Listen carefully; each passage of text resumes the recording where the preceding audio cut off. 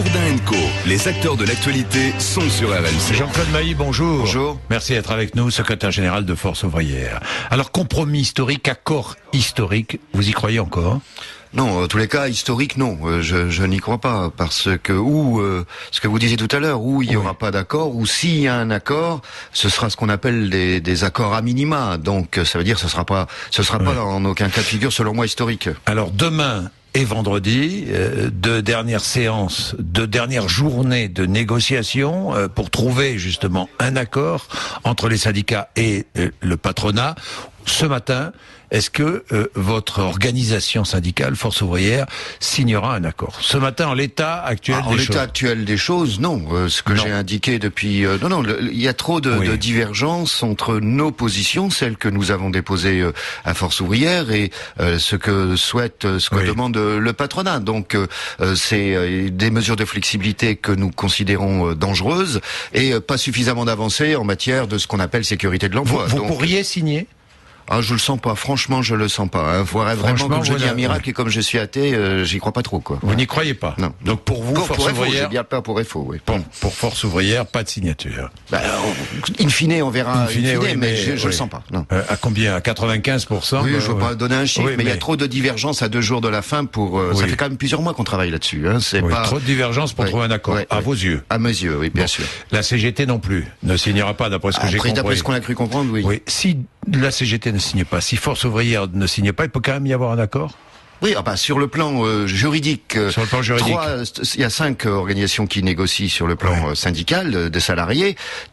Si 3 organisations signent, l'accord n'est pas contestable juridiquement. CGC, CFTC. Il ne serait pas contestable juridiquement. Donc il s'appliquerait. Oui, bien sûr, sur le plan juridique, je dis bien. Après, sur le contenu, c'est autre chose, mais sur le plan juridique. Bon, regardons le contenu, parce que c'est important quand même, c'est l'essentiel, Jean-Claude Mailly. Plusieurs choses. Le patronat a fait un effort en proposant aux salariés des mutuelles pour tous. Vous avez vu ça? Attendez, on parle d'une complémentaire santé, qui est une demande de toutes les organisations syndicales. Je vous rappelle d'ailleurs que à Force ouvrière, quelqu'un qui est adhérent FO peut avoir accès à une mutuelle à bon compte maintenant, hein, financièrement, je parle pas. Donc le problème, c'est de savoir quelle nature de complémentaire santé, sous quel délai, dans quelles conditions. Et ça, pour le moment, c'est le flou le plus complet. On n'en sait pas plus. Donc à voir. Vous savez, si c'est la complémentaire dans 5 ans, il y a de l'eau qui va couler sous les ponts d'ici là. Hein. Bon, ça c'est la première chose. Deuxième chose, la taxation des contrats courts, les CDD et l'intérim.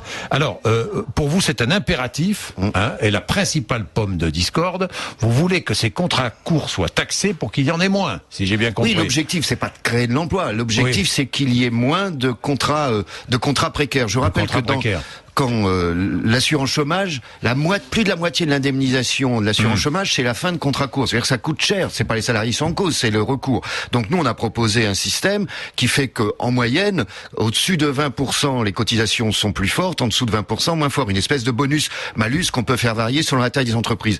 Non seulement, on considère que ce serait dissuasif pour les recours au CDD, notamment, ou à l'intérim, mais en même temps, ça ramènerait de l'argent dans les caisses de l'assurance chômage. Alors vous savez, c'est pareil, ça dépend à quel niveau on met le curseur. On peut faire quelque chose saupoudré, ça ne servirait pas à grand-chose, ou on attaque vraiment le dossier.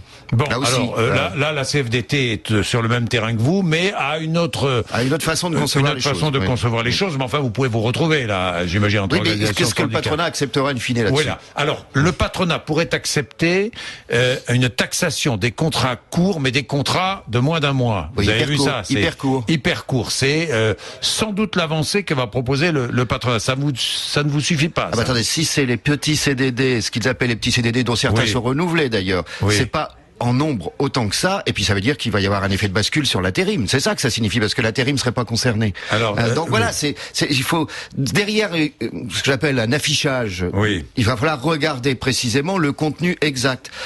Si c'est pour mettre une mesure et puis qu'on met les dispositifs, on la contourner, il n'y a pas un grand intérêt. Oui, mais dites-moi, est-il vrai que le gouvernement a tapé du poing sur la table en disant au MEDEF, eh bien écoutez, vous toucherez le crédit d'impôt, le fameux crédit d'impôt compétitivité emploi, en contrepartie d'une taxation des contrats courts.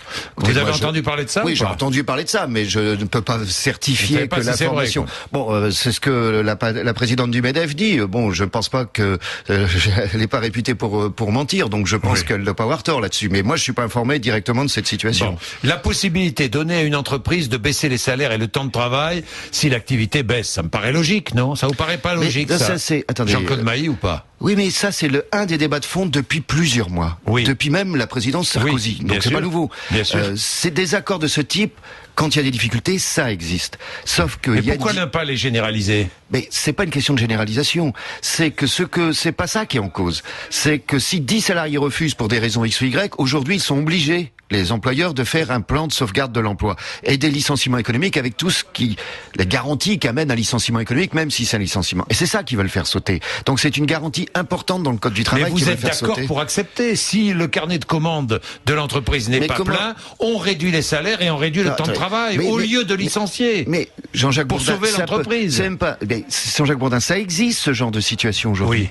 Oui. On a l'impression ça existe au cas par cas. Ben oui, mais ça suffit. Et en même temps, c'est une garantie pour le salarié. Ben oui, vous savez, vous prenez des entreprises où, quand il y a une réelle difficulté, le syndicat dit on accepte la modération salariale, on accepte. C'est pas de gaieté de cœur, jamais de gaieté de cœur. Mais j'imagine. On accepte de remettre en cause telle prime, de modifier telle organisation du travail. Attendez, ça existe depuis tout le temps ce genre de choses. Sauf qu'il y a des garanties dans le code du travail. Et ce que le patronat veut faire, c'est faire sauter ces garanties. Donc à partir de là, on les livre pieds et mains liés. Donc ça, c'est pas acceptable. Mais dites-moi, vous n'arrivez plus à vous entendre sur quoi que ce soit depuis des années entre syndicats et patronat. Non, Jean-Claude Mailly, non. Les désaccords et des accords interprofessionnels, il n'y a pas que celui-là. Vous savez, tout le monde, pas tout le monde, a dit c'est l'accord historique comme s'il y avait que ça et que le monde allait s'écrouler après cet accord. Heureusement, le monde va continuer à tourner. S'il n'y a pas d'accord, il se passe quoi? S'il n'y a pas d'accord, le gouvernement a dit qu'il légiférait, donc on s'adressera aux députés. C'est des députés qui voteront la loi. Mais des négociations, il y en aura encore derrière. Il y a les négociations sur la retraite complémentaire, les négociations sur l'assurance chômage. On en a signé l'année dernière également. La vie ne tient pas à une négociation quelle qu'elle soit. Merci Jean-Claude Mailly, merci d'être passé nous voir, 7h48.